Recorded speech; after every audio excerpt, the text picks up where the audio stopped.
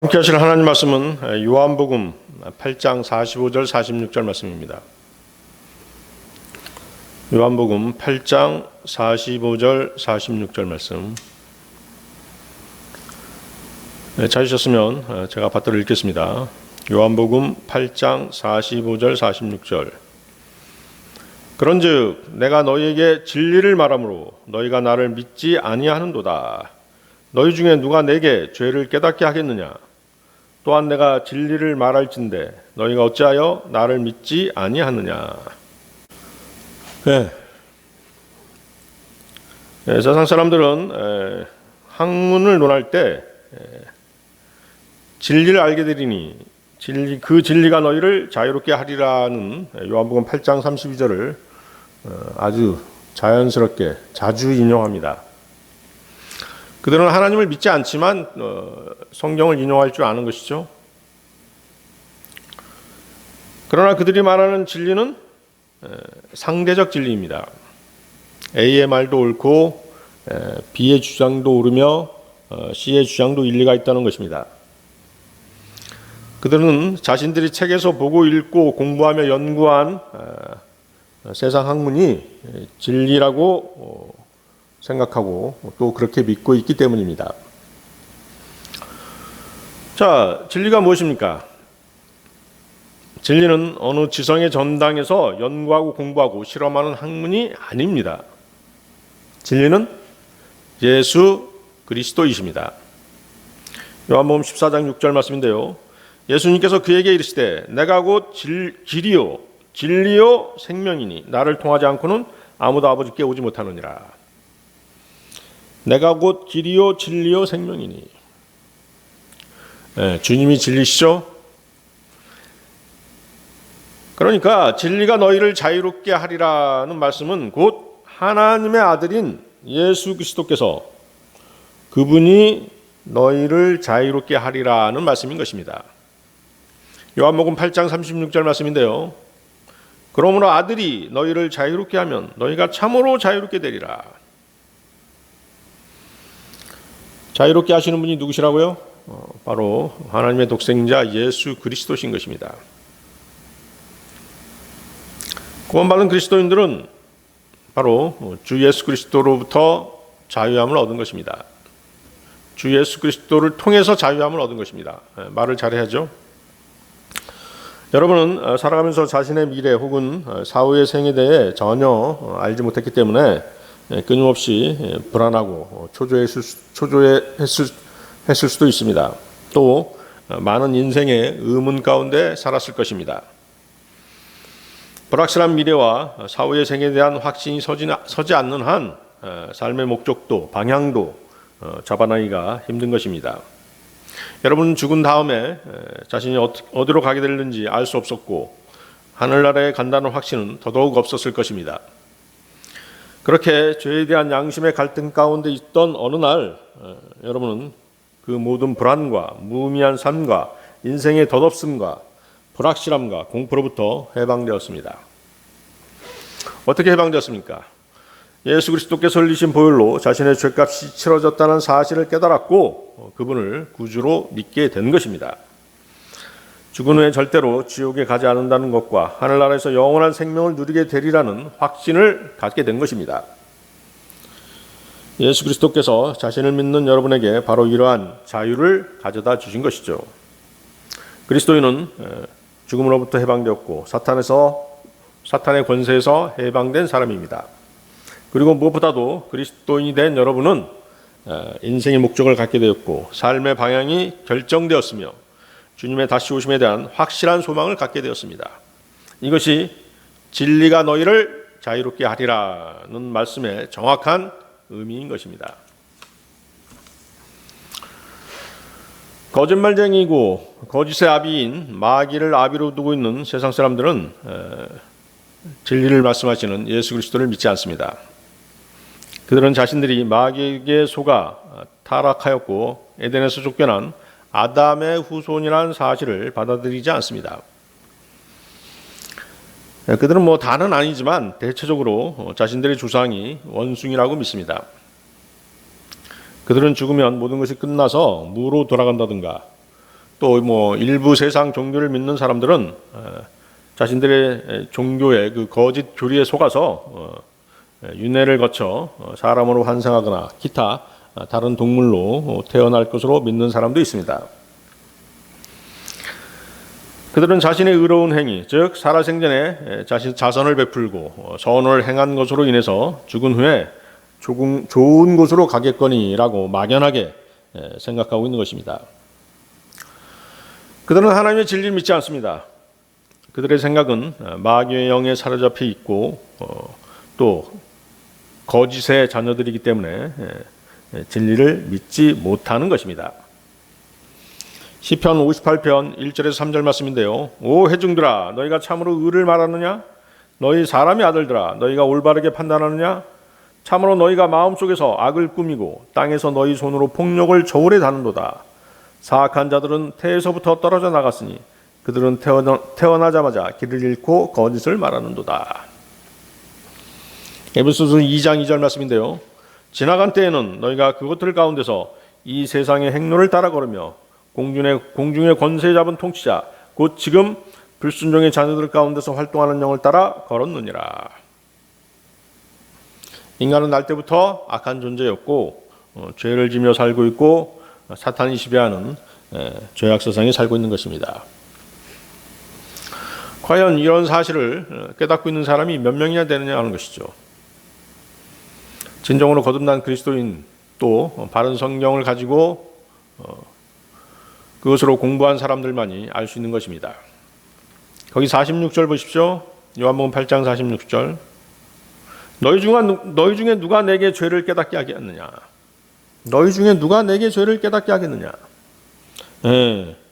세상 사람들을 향해서 이렇게 외칠 수 있는 사람은 세상 사람들 중에는 아무도 없습니다. 그러나 예수 그리스도께서는 스스로 자신의 죄 없으심을 당당히 선언하시고 계십니다. 자, 46절 계속 보십시오. 내가 진리를 말할진대 너희가 어찌하여 나를 믿지 아니하느냐. 진리를 거부하는 사람들은 아무런 정당한 이유 없이 진리를 거부하는 것입니다. 진리를 거부하는 사람들은 자신들이 진리를 전해 들은 적이 없다고 말하기도 합니다. 그들은 복음을 전해 주어도 아무런 감각이 없습니다. 진리의 말씀인 성경에 관심이 없습니다. 자신들이 지금까지 전해 들은 세상 학문 또 세상 지식에 의존해서 성경을 오히려 판단하려고 하는 것이죠. 설령 그들이 복음을 듣지 못했고 성경 말씀을 접한 적이 없다고 하더라도 하나님의 심판을 피해갈 수는 없습니다. 하나님께서 지으신 창조물들 가운데 분명히 창조주 하나님을 알 만한 것들이 있기 때문입니다. 로마서 1장 20절 말씀이 그것이죠. 그분의 보이지 아니하는 것들 곧 그분의 영원하신 권능과 신격은 세상의 창조 이후로 분명히 보이며 만들어진 것들을 통해 깨달아 알 수 있나니 그러므로 그들이 변명할 수 없느니라. 오늘 이 시간에는 세상 사람들이 믿기를 거부하고 부인하고 있는 성경적인 진리들에 대해서 하나님의 말씀을 나누는 시간을 갖고자 합니다. 내용이 길어서 이번 시간과 다음 주 두 번에 걸쳐서 설교를 하도록 하겠습니다. 우리가 나눌 성경적 진리들 중에는 구원받은 그리스도인들 중에도 오해하고 잘못 알고 있는 내용도 있을 수 있습니다. 그런 내용이 있다면 말씀을 통해서 바로 잡혀지는 그런 시간이 되었으면 하는 바람입니다. 자, 오늘 설교 제목은 인류에 대한 성경적 진리입니다. 인류에 대한 성경적 진리. 제목이 상당히 크죠? 큰 주제입니다.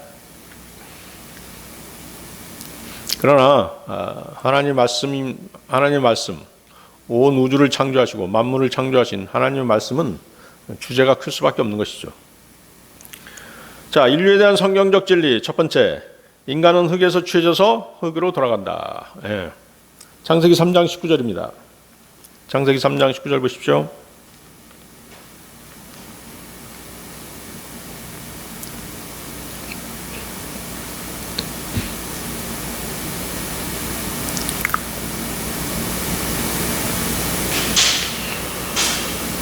창세기 3장 19절 땅으로 돌아올 때까지 내 얼굴에 땀을 흘려야 빵을 먹으리니 이는 내가 땅에서 취하여졌기 때문이라. 너는 흙이니 흙으로 돌아갈 것이니라 하시니라. 인간이 흙으로 만들어졌다라고 하는 것은 사실 보편적인 진리입니다. 세상 사람들이 흔히 말하는 만고의 진리라는 것이죠. 그럼에도 불구하고 사람들은 흙으로 자신을 빚은 창조주 하나님을 부인하는 것입니다. 그들은 끝까지 창조주를 인정하기 싫기 때문에 어리석게도 자신들이 원숭이의 후손이라고 주장하는 것이죠. 하나님께서 지으신 첫사람 아담은 흙에서 취해졌습니다. 아담의 이름 뜻이 무엇입니까? 붉은 갈색이란 뜻입니다. 붉은 갈색. 최초의 인간은 붉은 진흙에서 취해진 것입니다. 인간이 동물과 다른 점이 무엇일까요? 인간은 하나님의 형상대로 지음을 받았다는 것입니다. 창세기 1장 26절 보십시오. 창세기 1장 26절.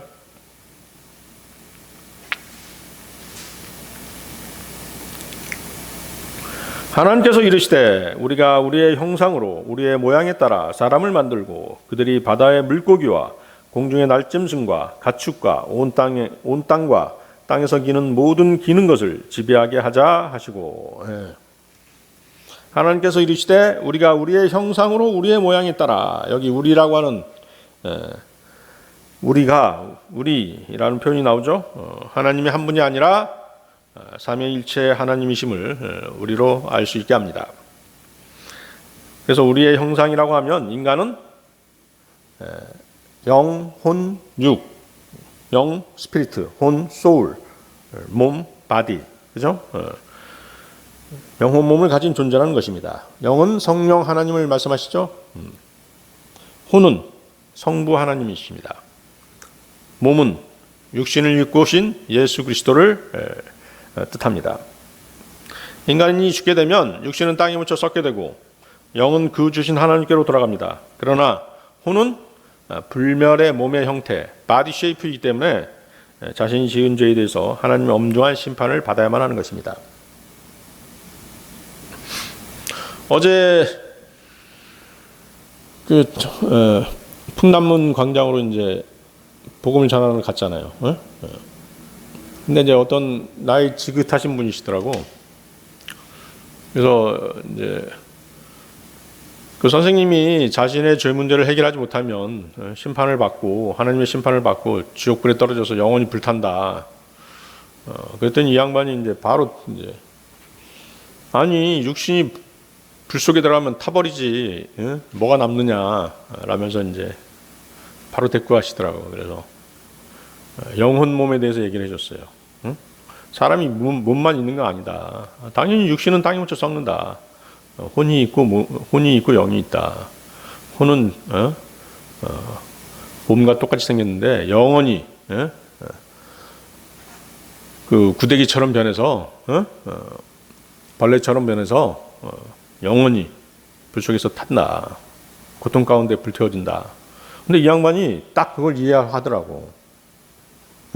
육신만 있는 것이 아니다라는 걸 이제 뭔가 좀 이렇게 알고 있었던 것이죠. 사람이 몸으로만 된 것이 아니다. 다른 뭔가가 있다라고 이제 알고 있었던 것이에요. 그 얘기를 해주니까 바로 이제 그 수긍을 하더라고. 결국은 어때요? 하나님의 진리의 말씀을 하나씩 이렇게 아멘 아멘 하게 되면 어떻게 돼요? 결국은 하나님을 받아들이게 되는 거잖아요. 결국은 이제 자기가 예수 그리스도 주님을 영접하겠다라고 그렇게 해서 이렇게 주님을 영접했지 않습니까? 그러니까 여러분들이 뭔가 이렇게 진리의 지식으로 무장을 하고 있어야 돼요. 우리가 복음을 전할 때 그 사람이 어떤 태도를 보일지 몰라요. 어떤 질문을 해올지 모른다고.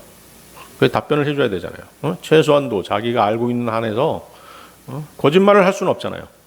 그러니까 많은 진리의 지식을 알고 있을수록 유리한 것이잖아요. 정확하게 얘기해 주면 그 성령 말씀이 바로 성령의 검이지 않습니까? 그 말씀이 그 사람을 찌르는 것이에요. 그 사람의 양심을 찌르고 모든 것을 막 해집어 놓는 것입니다. 그러면 하나님의 말씀을 받아줄 수 있게 되는 것이죠. 그래서 그 사람이 이제 결정적으로 받아들인 게 사람은 몸으로만 돼 있는 것이 아니다는 것이죠.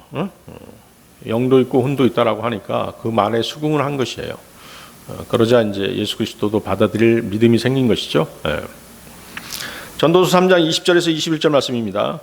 모두가 한 곳으로 가나니 모두가 흙에서 나와 모두가 다시 흙으로 돌아가거니와 위로 올라가는 사람의 영과 땅으로 내려가는 짐승의 영을 누가 알리오. 그렇죠?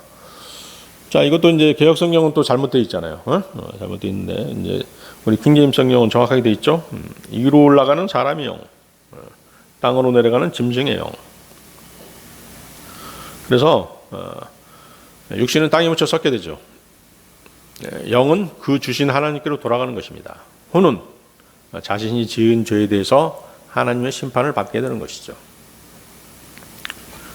그래서 마태복음 10장 28절에는 몸은 죽여도 혼은 능히 죽이지 못하는 자들을 두려워하지 말고 오직 혼과 몸을 다 능히 지옥에서 멸하시는 분을 두려워하라.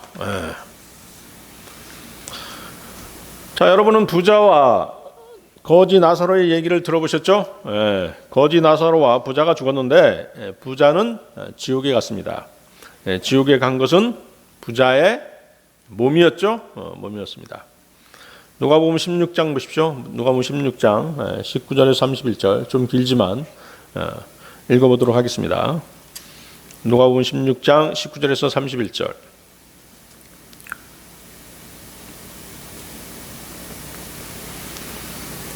어떤 부자가 있었는데 그는 자주색 옷과 고운 아마포 옷을 입고 날마다 호화롭게 지내더라.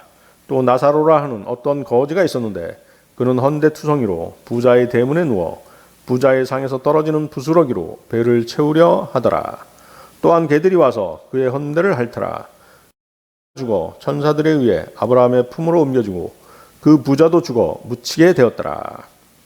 그가 지옥에서 고통 중에 눈을 들어 멀리 아브라함과 그의 품에 있는 나사로를 보고 소리를 지르며 이르되 아버지 아브라함이여 내게 긍휼을 베푸사 나사로를 보내어 그가 그의 손가락 끝에 물을 찍어 내 혀를 서늘하게 하도록 하소서. 내가 이 불꽃 가운데서 고통을 받나이다 하거늘 아브라함이 이르되 아들아 너는 내 생전에 너의 좋은 것들을 받았고 그와 같이 나사로는 나쁜 것들을 받았음을 기억하라. 그러나 이제 그는 위로를 받고 너는 고통을 받느니라.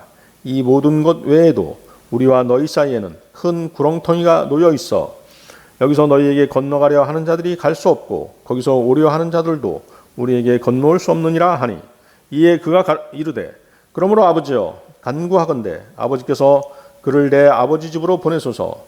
내게 5 형제가 있사오니 그가 그들에게 증언하여 그들 또한 이 고통받는 장소로 오지 않게 하소서 하거늘 아브라함이 그에게 이르되 그들에게 모세와 대언자들이 있으니 그들이 저들의 말을 들을 것이니라 하매 그가 이르되 아니니이다 아버지 아브라함이여 만일 어떤 사람이 죽은 자들로부터 그들에게 간다면 그들이 회개하리이다 하니 그가 그에게 이르되 그들이 모세와 대언자들의 말을 듣지 아니하면 비록 어떤 사람이 죽은 자들로부터 일어날지라도 그들이 설득되지 아니하리라 하였느니라 하시니라. 아멘. 그렇죠? 영혼 몸에 대한 상세한 진술이 이 예화에 나와 있는 것이에요. 부자가 땅에 묻혔잖아요. 땅에 묻히면 어떻겠어요? 육신은 땅에 묻혀 썩게 된다는 것이죠.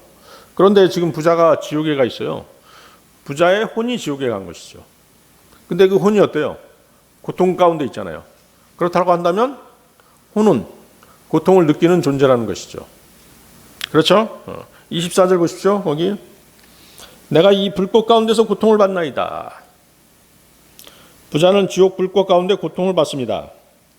지옥에 간 것이 그의 몸이라면 그의 몸은 진작에 불타서 잿더미로 변했을 것입니다. 그런데 그는 여전히 살아서 고통받고 있습니다. 지옥 불꽃 가운데 있는 부자는 뭐도 있어요? 눈도 있고 혀도 있고 고통을 느낄 수 있는 것이죠. 촉각도 있다는 것이죠. 혼은 모든 감각기관을 갖추고 있는 것입니다. 혼은 불멸의 몸의 형태입니다. 바디 쉐이프입니다. 거듭나지 않은 사람의 혼은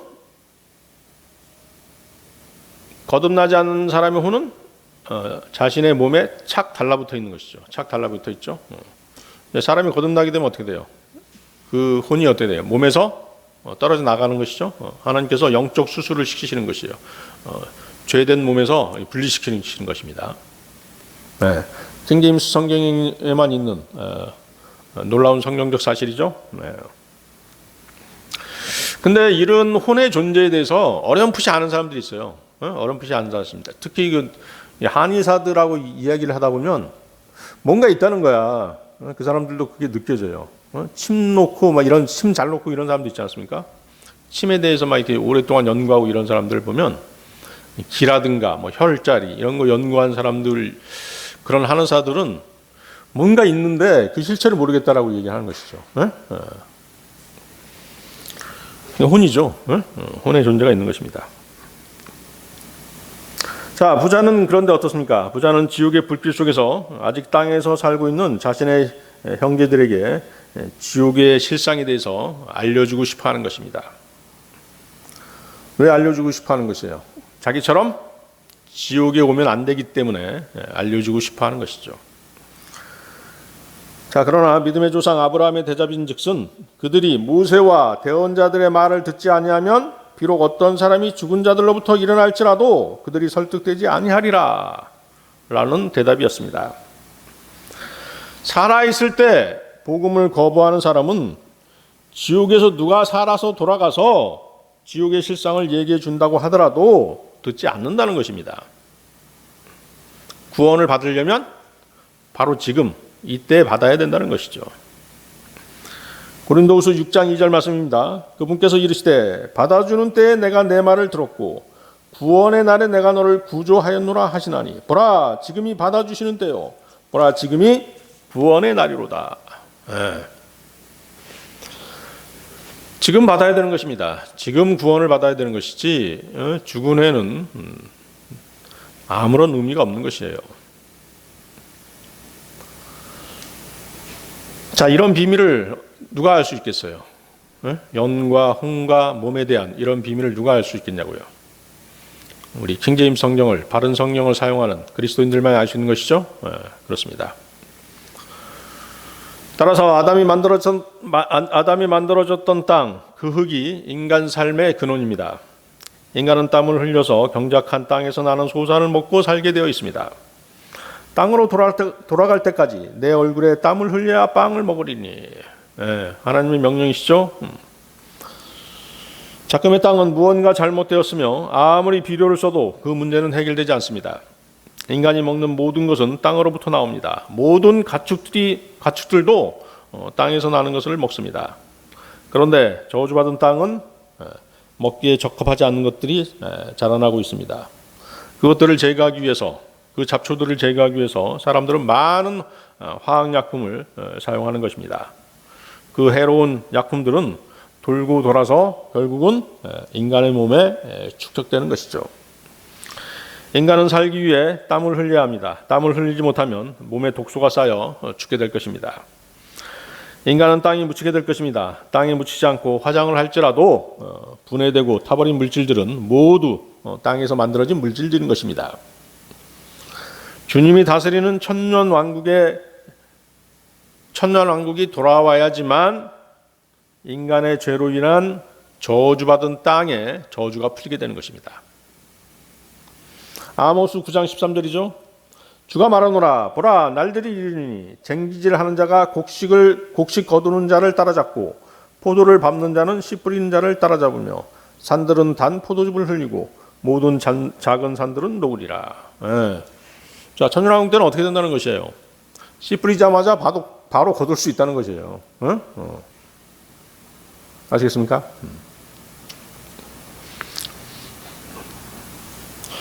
사실 지금의 어떤 무슨 산업이니, 섬유 산업이니, 석유 산업이니, 원자력이니, 무슨 많은 어떤 그 기계를 만들어내고 공산품을 만들어내더라도 땅이 이렇게 풍성하게 먹을 걸 소산물을 낸다면 그런 산업들 사실 필요 없잖아요. 그렇죠? 앞에 가는 사람이 씨 뿌리고 뒤에 가는 사람이 바로 추수하는 그런 세상이 온다고 한다면 뭘 만들 필요가 뭐가 있겠어요? 그렇겠죠? 천년왕국에서는 그렇게 다 회복이 된다는 것입니다. 짐승들도 그 저주에서 해방되죠. 이사야서 11장 6절 9절 말씀입니다.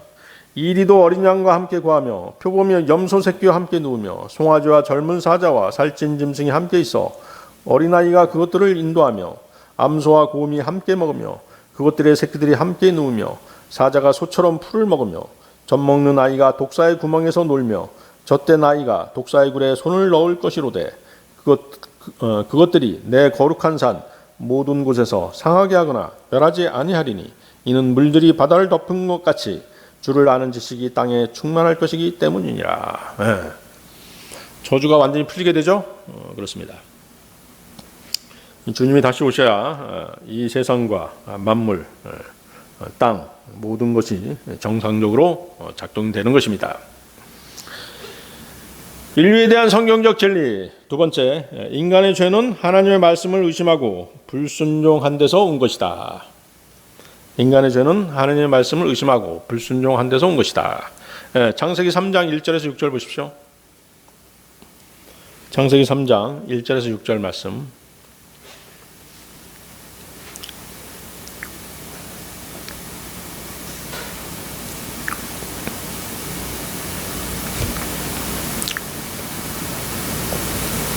창세기 3장 1절에서 6절 말씀.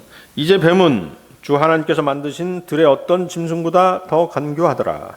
그가 여자에게 이르되 참으로 하나님께서 말씀하시기를 너희는 동산의 모든 나무에서 나는 것을 먹지 말라 하시더냐 하니 여자가 뱀에게 이르되 우리가 동산의 나무들의 열매는 먹어도 되나 동산의 한가운데 있는 나무의 열매에 관하여는 하나님께서 이르시되 너희는 그것을 먹지도 말고 만지지도 말라 너희가 죽을까 염려하노라 하셨느니라 하매 뱀이 여자에게 이르되 너희가 절대로 죽지 아니하리라.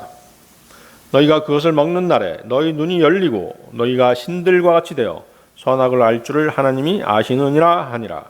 여자가 보니 그 나무가 먹기에 좋고 눈으로 보기에 아름다우며 사람을 지혜롭게 할 만큼 탐스러운 나무이므로 그녀가 그 나무의 열매를 따서 먹고 자기와 함께한 자기 남편에게도 주매 그가 먹으니라. 자, 아담은 선악을 알게 하는 지식의 나무의 열매를 먹지 말라는 하나님의 말씀을 지극히 당연하게 받아들였죠. 그렇습니다. 창세기 2장 16, 17절도 보십시오. 창세기 2장 16, 17절. 주 하나님께서 남자에게 명령하여 이르시되 동산의 모든 나무에서 나는 것은 내가 마음대로 먹어도 되나 선악을 알게 하는 나무에서 나는 것은 먹지 말라. 그 나무에서 나는 것을 먹는 날에 내가 반드시 죽으리라 하시니라. 자, 그 나무에서 나는 것은 만큼은 나무의 선악과만큼은 먹지 말라 이렇게 명령하신 것이에요. 하나님께서 먹어야 할 것과 먹지 말아야 할 것을 구분해 주신 것입니다. 사실 그것이 은혜죠. 하나님의 은혜입니다. 근데 뱀의 말에 귀를 내어준 이분은 하나님의 이런 금지 명령이 뭐처럼 느껴진 것이에요? 율법처럼 느껴진 것입니다. 또 그 금지 명령에 대해서 뭐가 생겨버린 것이에요? 불만이 생긴 것이죠. 하나님의 의도를 의심하기 시작한 것입니다. 그런 의심이 들게 만든 것이 뭐예요? 뱀의 유혹이죠. 뱀이 그렇게 의도한 것이죠. 그런 질문을 던진 것입니다. 뱀이 여자에게 접근한 이유는 이브가 하나님의 말씀을 누구로부터 들었겠어요? 남편 아담으로부터 들었겠죠. 그러다 보니까 이브는 하나님의 말씀을 준행하는 데 있어서 하나님으로부터 한 단계 멀리 떨어져 있었던 것이죠. 여기가 이제 바로 사탄의 그 전략입니다. 믿음의 가정, 또 믿음을 파괴시키는 사탄의 전략은 항상 어디를 공격하는 것이에요? 가장 약한 부분. 가정에서는 누구를 공격하는 것입니까? 항상 약한 여자를 먼저 공격하는 것입니다. 그래서 자매들은 항상 그런 것을 조심해야 돼요. 형제를 먼저 공격하지 않습니다. 자매를 통해서 공격해 들어오죠. 아주 고전적인 수법이죠. 그럼에도 불구하고 많은 사람들이 다 걸려들어요. 그러니까 계속 그 방법을 사용하는 것입니다. 이브의 의심과 불만은 뭘로 나타납니까? 하나님의 말씀을 변개시키는 것으로 나타나는 것입니다. 먹지 말라, 먹는 날에는 내가 반드시 죽으리라 하는 말씀이 변개되죠? 3절 보세요. 뭐라고 대답하는지. 이브가 뭐라고 대답합니까? 불평, 불만이 생기게 되면 하나님의 말씀을 먼저 변개시키는 것입니다. 동산의 한가운데 있는 나무의 열매에 관하여는 하나님께서 이르시되 너희는 그것을 먹지도 말고 만지지도 말라. 너희가 죽을까 염려하노라. 하나님 명령이 싹 바뀌었죠? 바뀐 것입니다. 뱀은 입으로 하여금 하나님의 말씀을 듣고 행하기보다는 그 말씀을 분석하고 종합하고 심사하고 평가해 보라고 유혹한 것입니다. 그 뱀의 질문 자체가 아주 묘하잖아요. 뱀의 질문이 바로 그거였어요. 먹지 말라 하시더냐? 뭐 이런 식으로 그렇게 질문하는 것입니다. 의심하게 만드는 것이죠.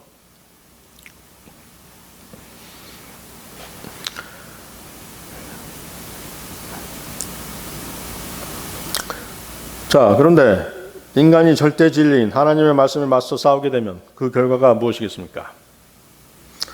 하나님이 창조주이시고 주인이시며 그분에게 복종해야 할 의무에서 벗어나고자 하는 것이 인간의 자유의지의 또 다른 속성인 것입니다. 진리의 말씀에 대적하게 되면 그렇게 되는 것이에요. 하나님으로부터 떨어져 나갈 수밖에 없는 것입니다. 뱀의 질문은 참으로 하나님께서 말씀하시기를 너희는 동산의 모든 나무에서 나는 것을 먹지 말라 하시더냐? 그렇죠? 묘한 질문이죠. 이 질문은 무엇이냐면 하나님의 영광을 탈취하고 인간을 하나님의 말씀으로부터 멀어지게 하려는 아주 악한 질문이었던 것입니다.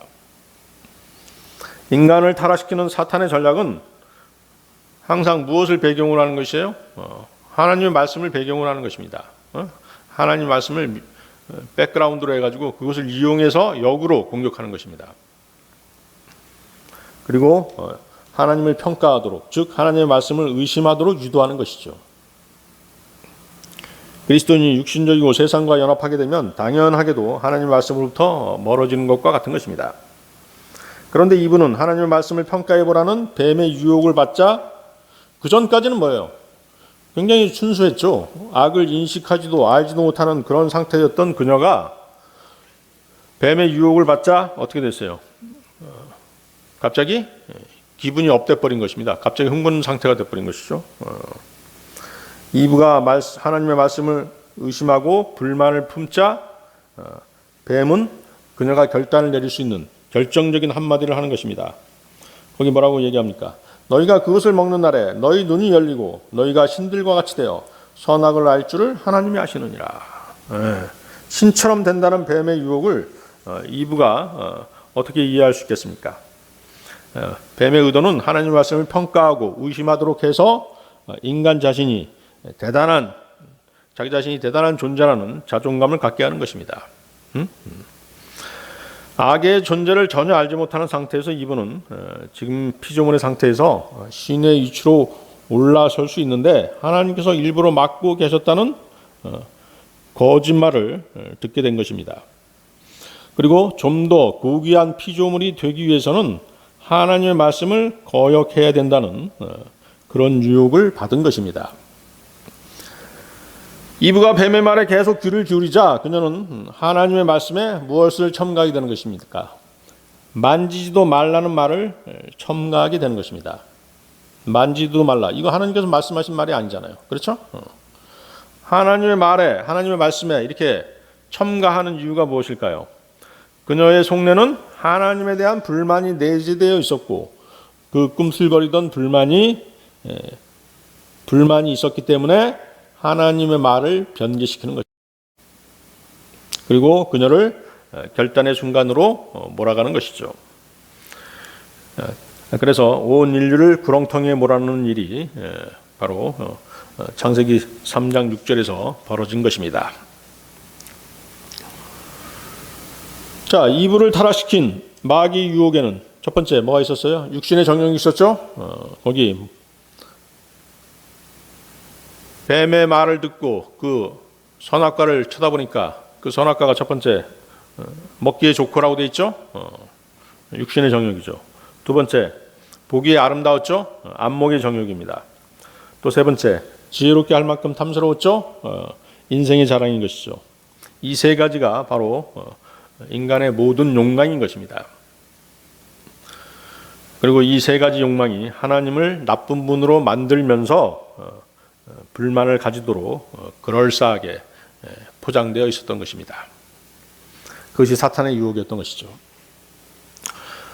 결국 선악과를 따먹은 아담과 이브는 이제 창조주 없이 자기 힘으로 살고 자기 스스로가 창조자가 되어서 자기 능력으로 살아가야 하는 그런 존재가 된 것입니다.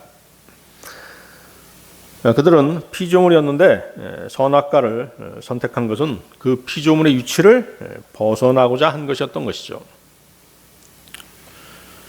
인류에게 던진 마귀의 첫 번째 질문이 하나님의 말씀과 연관되었던 것처럼 마귀가 예수 그리스도를 시험하기 위해 던진 첫 번째 질문도 하나님의 말씀과 연관되어 있었죠? 그렇습니다. 이분은 하나님의 말씀을 3번이나 변개하고 말았습니다. 거기 마음대로라는 말을 삭제했죠? 마음대로라는 말을 삭제했어요. 만지지도 말라는 말을 첨가했죠? 만지지도 말라는 말을 첨가했습니다. 반드시 죽으리라는 말씀을 죽을까 염려하노라로 변개시킨 것입니다. 이 세 가지가 딱 나오죠? 성경 변개 세 가지가 나오는 것입니다. 삭제, 첨가, 변개. 삭제, 첨가, 변개. 최종 권위가 될 수 없는 성경에는 이 세 가지가 모두 들어있는 것입니다. 삭제, 첨가, 변개. 그래서 이제 요즘 킹제임스 성경 번역본들이 많이 나오고 있는데 우리가 조심해야 될 게 바로 이것이에요. 그 성경 번역자가 무엇을 믿느냐는 것이죠.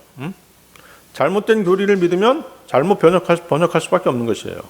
그렇죠? 또 자기 생각을 막 첨가하는 수도 있단 말이죠. 그래서는 안 되겠죠? 있는 그대로 번역하면 되는 것입니다. 있는 그대로. 그리고 정확한 교리에 따라서 있는 그대로를 번역해야 되는 것이죠.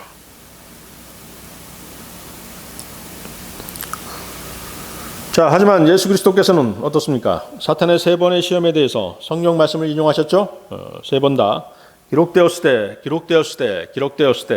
라고 대답하심으로써 하나님의 말씀으로 사탄의 시험을 물리치셨던 것입니다. 창세기 3장 1절에서 6절에 기록된 내용들을 지구상에 존재했던 거의 모든 사람들은 믿으려 하지 않습니다. 왜 그럴까요? 자신들이 겪는 노동, 고통, 눈물, 땀 등이 인간이 겪는 죄의 결과임을 인정하기 싫었던 것이죠. 인간의 죄는 하나님의 말씀을 의심하고 불순종했기 때문입니다. 인간이 신과 같이 된다는 것은 인간이 하나님의 말씀을 판단하는 위치에 섰다는 뜻입니다. 하나님의 말씀을 잘못 판단하고 불순종한 타락한 천사들이 있음을 여러분들은 잘 알고 있을 것입니다. 하나님의 말씀을 잘못 판단하게 되면 그렇게 타락할 수밖에 없는 것입니다. 이 세상에 사는 한 인간은 이러한 결과에서 자유로울 수 없는 것입니다. 욥기 5장 6절 7절 말씀인데요. 고통은 티끌에서 생기지 아니하며 고난은 흙에서 솟아나지 아니할지라도 불티가 위로 올라가는 것 같이 사람은 고생하려고 태어나느니라. 욥기 14장 1절인데요. 여자에게서 태어난 사람은 날수가 적고 괴로움으로 가득하며 불티가 자연스럽게 공중으로 올라가듯이 고통과 어려움은 인간의 삶에 내재되어 있는 피할 수 없는 부분이라는 것이죠. 그것은 고난과 고통이 불꽃이 불티를 내는 것처럼 필연적인 인간 삶의 조건이라는 것입니다. 그러나 거듭난 그리스도인들은 그런 고통과 고난 가운데서 하나님의 말씀에 비추어 그 의미를 찾는 사람들입니다. 고난과 역경을 통해서 그리스도인을 자신을 점검하도록 배웁니다. 어려울 때는 생각하도록 인도받는 것이죠. 왜 이런 어려움이 생겼을까라고 우리는 상고하게 되는 것입니다. 고난은 인내를 가르칩니다. 겸손을 배우고 슬픔을 통해 연민과 그분의 위로는 슬픔을 통해 얻는 그분의 위로와 연민이 있죠. 다른 형제자매들을 위로하고 복음을 전할 때 연민을 갖게 하기 위한 하나님의 뜻인 것입니다. 고난과 역경이 하나님만을 의지하도록 하시는 주님의 뜻임을 우리로 알게 해주시는 것입니다. 그리스도인은 하나님을 두려워함으로써 주님의 의를 받아들인 사람들이기 때문에 그것이 가능한 것입니다. 고린도후서 1장 8, 9절 말씀인데요. 형제들아, 아시아에서 우리에게 닥친 우리의 고난에 대하여 너희가 모르기를 우리가 원치 아니하노라. 우리가 힘에 겹도록 한량없이 눌려 심지어 생명까지도 단념하고 우리 속에 죽음의 선고를 받았으니 이것은 우리가 우리 자신을 신뢰하지 아니하고 죽은 자들을 일으키시는 하나님을 신뢰하게 하려 함이라. 네, 그렇습니다. 하나님만을 신뢰하게 하려고 우리를 연단하시는 그런 시험이 있는 것입니다. 고난과 고통이 있는 것이죠. 그것을 빨리 깨달을 수 있도록 빨리 깨달을수록 여러분들에게 평안이 더 빨리 찾아오는 것입니다. 자, 범죄한 아담은 무엇을 잃어버렸습니까? 하나님의 형상을 잃어버리죠? 그렇습니다. 창세기 5장 3절 말씀인데요. 아담이 130년을 살며 자기 모양대로 자기 형상에 따라 아들을 낳아. 하나님의 형상이 아닌 자기 형상대로 이제 후손을 낳게 된 것입니다. 자기를 닮은 후손을 낳게 된 것이죠. 범죄한 인간들을 낳게 되는 것입니다. 타락한 인간은 하나님으로부터 숨으려는 경향이 있고 자신의 책임을 떠넘기며 하나님을 보지 않고는 믿지 못하겠다라고 우기는 그런 경향이 생기게 된 것입니다. 창세기 3장 8절인데요. 그들이 그날 서늘한 때 동산에서 거니시는 주 하나님의 음성을 듣고 아담과 그의 아내가 주 하나님 앞을 떠나 동산의 나무들 가운데 숨으매. 그렇죠? 죄 때문에 숨는 것입니다. 창세기 3장 12절인데요. 남자가 이르되 하나님께서 나와 함께 있으라고 주신 여자 곧 그녀가 그 나무에서 나는 것을 내게 주므로 내가 먹었나이다 하매. 지금 책임을 전가하고 있죠? 누구에게 책임을 전가하고 있는 거예요? 하나님께 책임을 전가하고 있잖아요. 아담은 결국 자신의 범죄의 원인이 여자를 만들어서 자신에게 주신 하나님에게 있다라고 그 책임을 하나님께 전가하는 그런 지경에 이르는 것입니다. 저 여자를 나한테 만들어주지 않았다면 이런 일이 안 생겼을까 아닙니까? 라고 지금 그렇게 책임을 전가하고 있는 것이죠. 자, 인류에 대한 성경적 진리 세 번째, 하나님께서는 남녀의 위치를 분명히 하셨다. 남녀의 위치를 분명히 하셨다. 고린도전서 11장 3절 보십시오.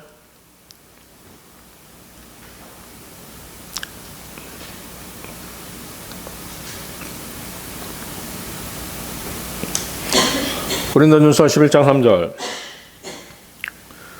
그러나 나는 너희가 알기를 원하노니 각 사람의 머리는 그리스도시요 여자의 머리는 남자요 그리스도의 머리는 하나님이시니라. 자, 이 구절은 남녀의 위치와 아울러서 교회의 질서를 말씀하신 것입니다. 머리가 무엇입니까? 머리란 복종의 대상을 말하는 것입니다. 남자의 복종의 대상은 오직 그리스도이십니다. 또 그리스도께서 복종하시는 분은 하나님 아버지시죠. 그렇다면 여자의 머리는 왜 남자일까요? 그 밑에 여자의 머리가 왜 남자인지 또 왜 여자는 남자에게 복종해야 되는지에 대해서 나와 있죠. 8절 9절 보십시오. 그 밑에 8절 9절. 고린도전서 11장 8절 9절. 남자가 여자에게서 나지 아니하고 여자가 남자에게서 났으며 남자가 여자를 위하여 창조되지 아니하고 여자가 남자를 위하여 창조되었나니. 그렇죠? 이브는 아담에게서 만들어졌습니다. 사실은 이브는 뭐예요?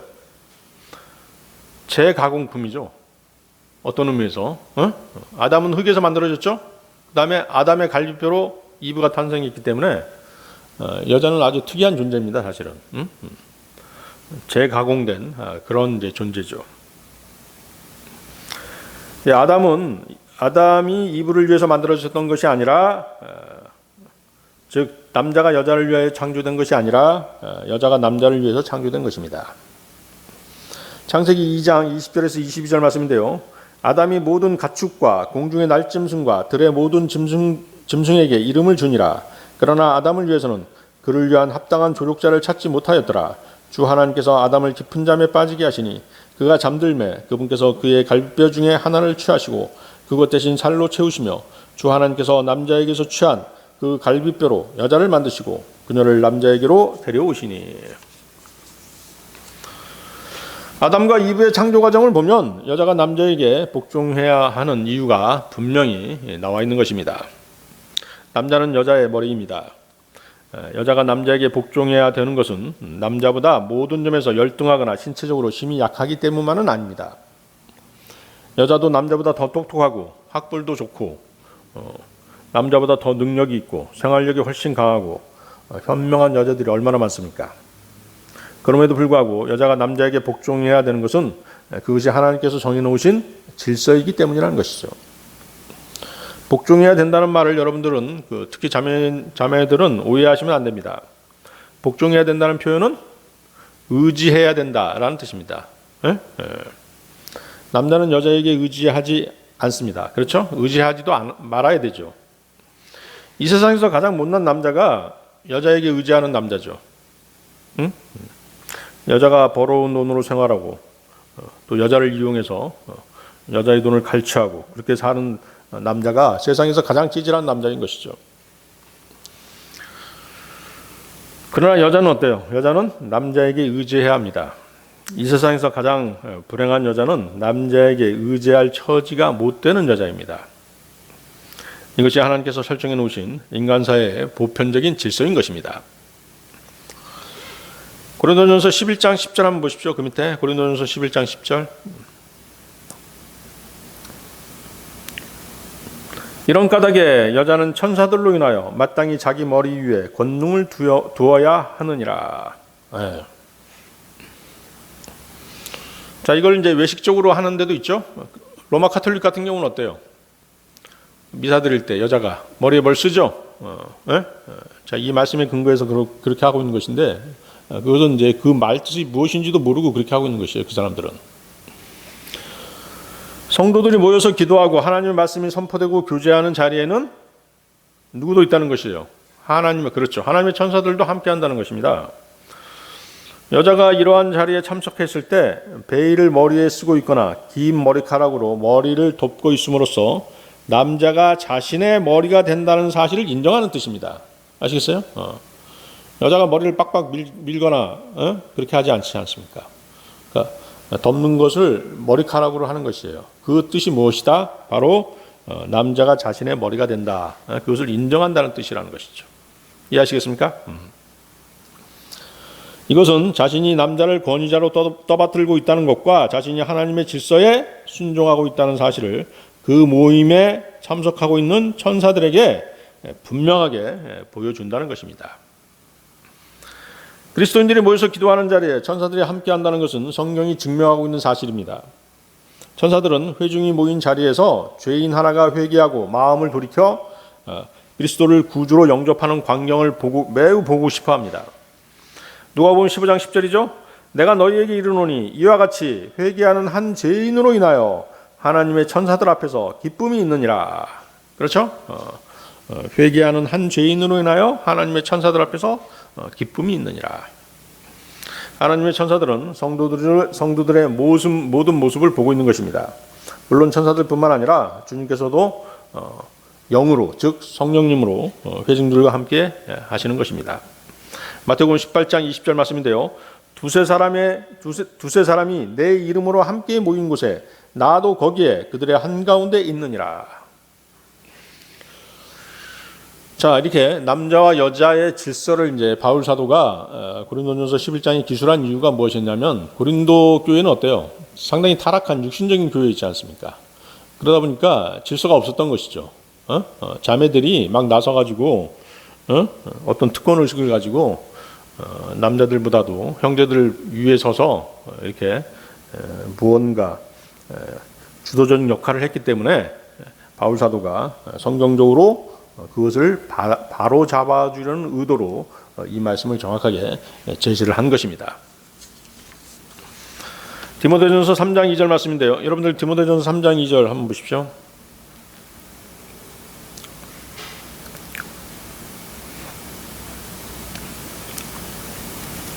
자, 디모데전서 3장 2절. 그러므로 감독은 반드시 책망받을 것이 없으며 한 아내의 남편이며 깨어 있으며 맑은 정신을 가지고 있으며 행실이 바르며 손님 대접하기를 힘쓰며 가르치는 재능이 있으며. 또 거기 12절도 보십시오. 디모데전서 3장 12절. 집사들은 한 아내의 남편이 되어 자기 자녀들과 자기 집을 잘 다스릴지니라. 자, 2절과 12절은 감독은 자 무엇입니까? 목사를 얘기하는 것이죠. 목사와 또 12절 집사의 자격에 대해서 말씀하고 계시는 것입니다. 본문 말씀에 근거하면 여자 목사, 여자 집사가 있어요, 없어요? 없죠. 물론 권사라고 하는 그런 직분도 없습니다. 하나님께서 인정하지 않는 그런 직분들인 것이죠. 그럼에도 불구하고 타락한 교단 교회나 신학교에서는 여자들에게 학위를 남발하고 목사 자격증을 주는 것입니다. 목사 자격증을 돈벌이 수단으로 이용하고 있는 것입니다. 하나님께서 세우신 질서를 깨트리면서 배교로 치닫고 있는 것이 작금의 교회들인 것이죠. 자, 디모데전서 2장 12, 14절도 보십시오. 디모데전서 2장 12, 14절. 오직 나는 여자가 가르치거나 남자에게 권위를 행사하는 것을 허락하지 아니하노니 다만 조용할지니라. 이는 아담이 먼저 지어지고 그 뒤에 이브가 지어졌으며 또 아담이 속지 아니하고 여자가 속아 범법 가운데 있었기 때문이라. 자, 이렇게 바울 사도는 하나님께서 세우신 남자와 여자의 위치와 질서를, 또 교회 내에서의 질서를 명확하게 제시해서 우리가 그것을 지키도록 권면하고 있는 것입니다. 명령하고 계신 것이죠. 권면이라기보다도 이제 명령하시고 계신 것입니다. 자, 오늘 설교의 결론입니다. 구주이신 예수 그리스도께서 다시 오셔서 자연을 회복시키시고 세상의 질서를 바로 잡으시기까지 인류는 이 땅은 회복되지 않습니다. 인간들의 힘과 노력은 그들의 이기심으로 인해서 더욱더 많은 재난과 전쟁만을 불러일으킬 뿐입니다. 이것은 인류 역사가 증명하는 바입니다. 어떤 시대와 어느 문명에 또 어떤 상황에 살든지 간에 모든 인간들에게 필요한 참된 진리는 하나님의 말씀입니다. 하나님의 말씀인 성경 내용을 깨달았으면 진리를 깨닫는 것입니다. 하나님의 섭리를 알게 되고 진리이신 주 예수 그리스도가 어떤 분이신가를 알게 되는 것입니다. 요한복음 5장 39절 말씀인데요. 성경 기록들을 탐구하라. 너희가 그것들 안에서 영원한 생명을 얻는 줄로 생각하느니와 그것들은 곧 나에 대하여 증언하는 것들이니라. 여러분들이 하나님의 섭리, 하나님의 뜻을 알고자 한다면 반드시 성경을 가깝게 해야 되는 것입니다. 사도행전 17장 11, 12절 말씀인데요. 이들은 데살로니카에 있던 자들보다 더 고귀하여 온전히 준비된 마음으로 말씀을 받아들이고 그것들이 그러한가 하여 날마다 성경 기록들을 탐구함으로 그들 중에 많은 사람이 믿고 또 그리스 사람인 기브인들과 남자들 중에서도 적지 않은 사람이 그리하더라. 준비된 마음이 있어야 되는 것이죠. 그리고 성경 말씀을 가까이 해야지만이 많은 사람이 믿게 되는 것입니다. 그 사람들로 믿는 사람들로 하여금 또 믿는 사람들이 생기는 것이에요. 베레아 사람들에 대한 얘기죠. 그렇습니다. 다 같이 기도하시겠습니다.